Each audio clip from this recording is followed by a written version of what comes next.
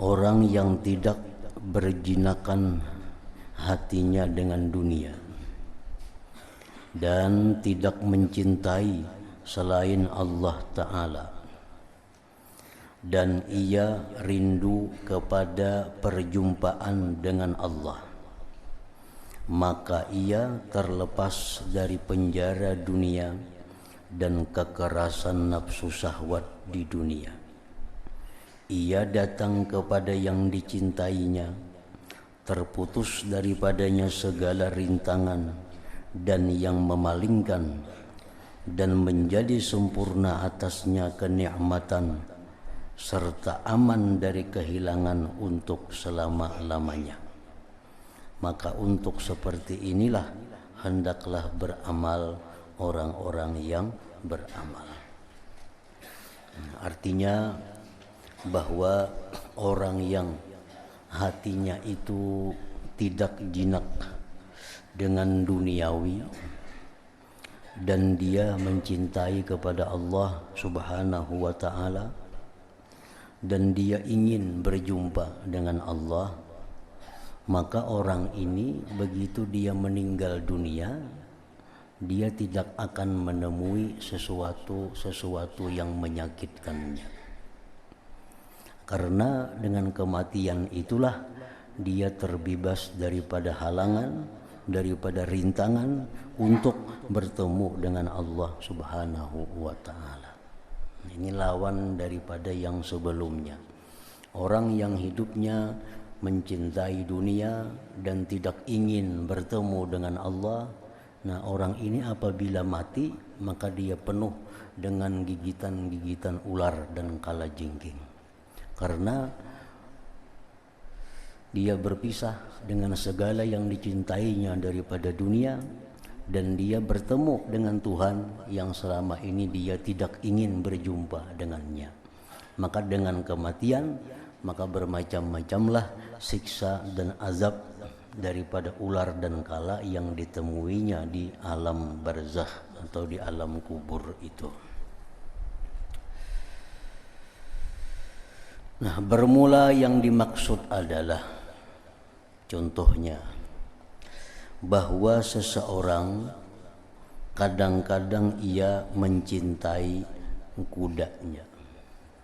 Dia mencintai kudanya. Di mana jikalau disuruh memilih di antara kuda itu diambil daripadanya dan ia disangat oleh kalajengking, niscaya ia memilih sabar atas sengatan kalajengking. Nah, ini orang disuruh pilih, hakun mau digigit kala kah atau kehilangan kuda kah? Nah, karena ia mencintai dengan kudanya itu, maka dia sanggup menahan sakitnya gigitan kalajengking asal kudanya itu kada hilang.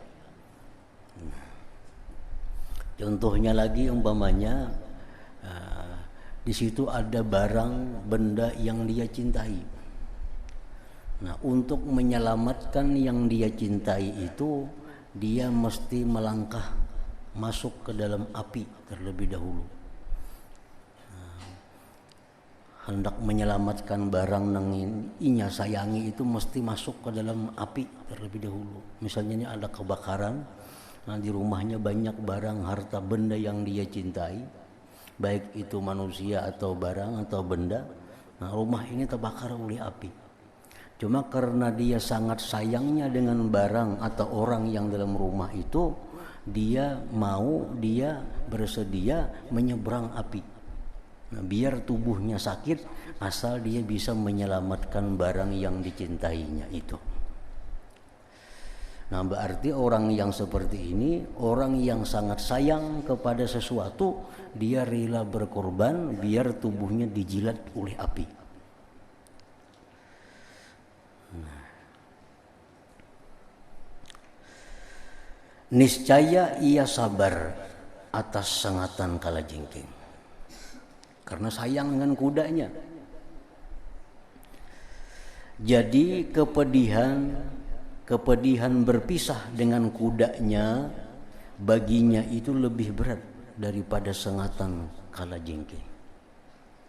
Biar tubuhnya digigit, disangat oleh kalajengking, asal ia bisa menyelamatkan kudanya. Sebab dia berpikir bahwa kehilangan kuda itu lebih berat dia rasakan daripada sakitnya digigit kala itu. Nah, pertimbangannya itu. Kehilangan kuda itu dianggapnya lebih payah daripada digigit kalajengking. Nah, dia korbankan tubuhnya digigit kalajengking asal menyelamatkan kuda itu. Nah, dan cintanya kepada kuda itulah yang menyengatnya apabila kudanya diambil daripadanya. Kalau kuda itu hilang, maka sakit yang dideritanya lebih sakit daripada sengatan kalajengking itu. Nah, ini contoh orang yang mencintai kuda itu.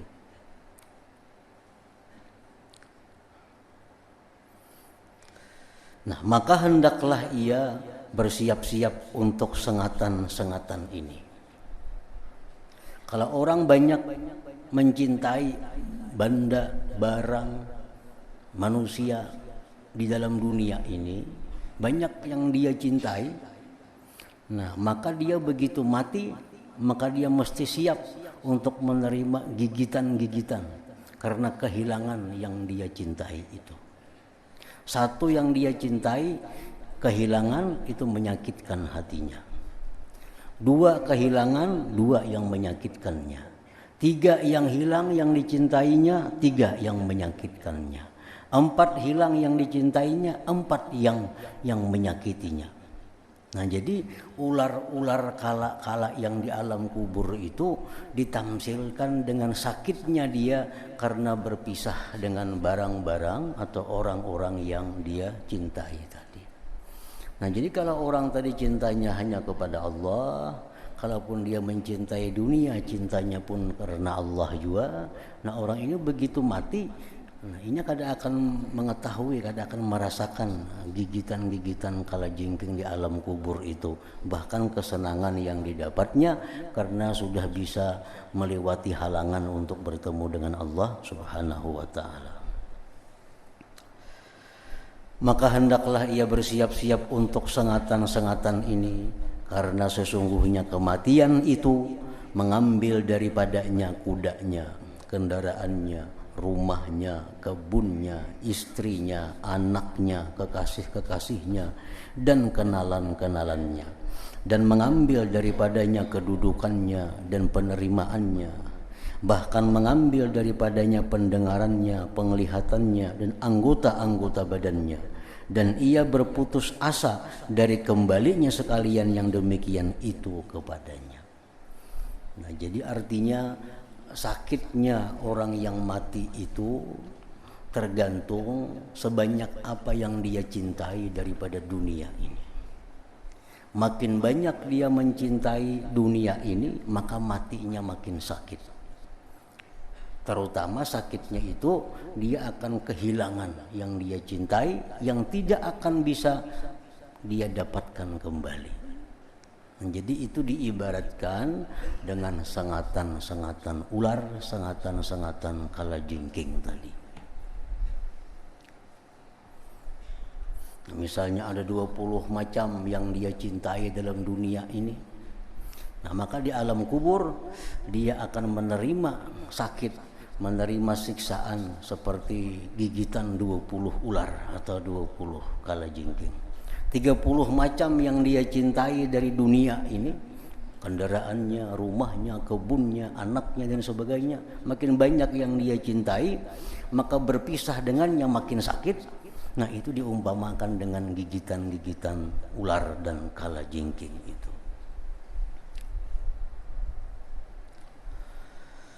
Maka apabila ia tidak mencintai selainnya, kecintaannya hanya itu, rumah, kendaraan, kebun, toko, ternak yang dicintainya, dan telah diambil semuanya yang demikian itu daripadanya, dengan mati semua diambil. maka itu lebih besar atasnya daripada kalajengking dan ular. Lebih sakit daripada gigitan kalajengking dan ular itu. Dan sebagaimana jikalau demikian itu diambil daripadanya dan ia masih hidup. Kita bayangkan kalau kita masih hidup, diambili orang semuaan.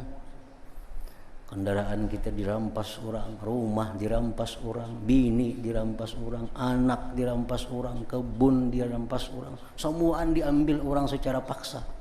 Nah, kayak apa kepedihan yang kita rasakan pada waktu hidup di dalam dunia ini.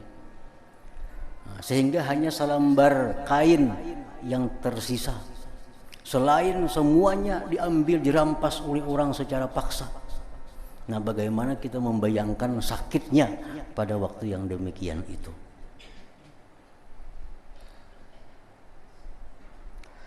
Dan sebagaimana jikalau demikian itu diambil daripadanya dan ia masih hidup, maka besarlah siksaannya. Maka begitu pula apabila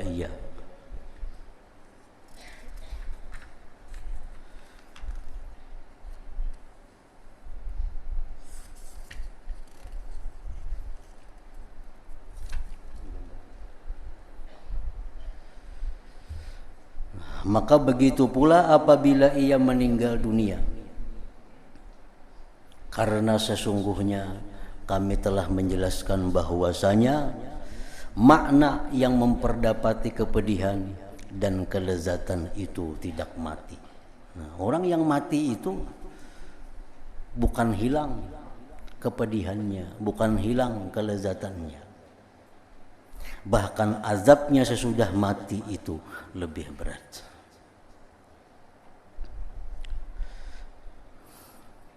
Jadi artinya kalau kita hidup dalam dunia, diambil orang secara paksa seluruhnya,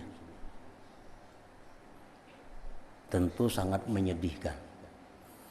Oh, barang, benda, manusia yang kita cintai itu dirampas orang secara paksa, sehingga yang tinggal hanya selembar kain di tubuh kita.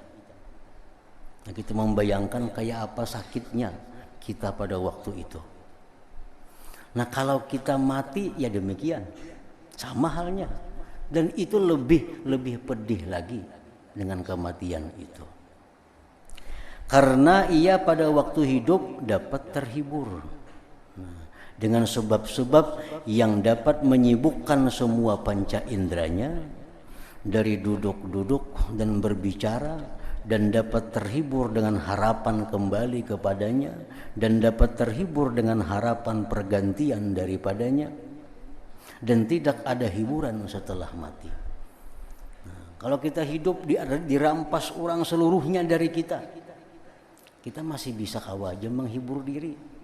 Mungkin dibawa-bawa kawanan, dibawa berjalanan, ada kawan yang datang menghibur kita. Nah, kalau sudah mati, dirampas orang juaranya semuaan itu. Nah, kada ada lagi hiburan yang kita harapkan, dan kada ada harapan lagi untuk bisa kembali seluruhnya yang pernah kita cintai itu. Karena tertutuplah atasnya jalan-jalan hiburan dan hasillah keputusasaan.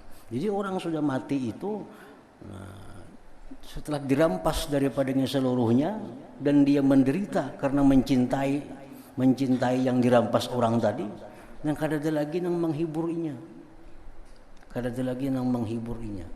Orang yang sudah mati itu terputus daripada hiburan-hiburan. Kecuali yang bisa menghibur orang mati itu adalah sedekah jariyah. Nah, orang ini waktu hidup ini ada mengulah masjid, membantu beulah kebaikan. Nah, sehingga sewaktu-waktu datang kiriman kepadanya. Nah, itu paling-paling bisa menghibur dengannya. Atau yang hidup ini kawan-kawannya, anak-anaknya atau siapa mengirimkan doa kepadanya. Nah, itu yang menjadi penghibur. Lain pada itu, kada ada yang bisa menghibur orang yang sudah meninggal dunia itu. Jadi setiap baju atau gamisnya dan sapu tangannya yang disukainya, di mana berat atasnya jikalau diambil daripadanya, maka ia tanpa menyesal atasnya dan terpaksa dengannya. Maka kalau ia ringan di dunia, maka ia selamat. Dan itulah yang dimaksud dengan perkataan mereka, selamatlah orang-orang yang meringankan. Artinya makin sedikit barang, benda, manusia yang kita cintai dalam dunia ini, maka akan makin ringan keadaan kita di alam kubur sesudah mati itu. Makin banyak harta, benda, macam-macam yang kita cintai dalam dunia ini, maka itu akan menjadi susah, akan menjadi sakit di alam kubur. Karena kita berpisah dengannya secara paksa, tanpa sedikit pun ada kemampuan daripada kita untuk menahannya atau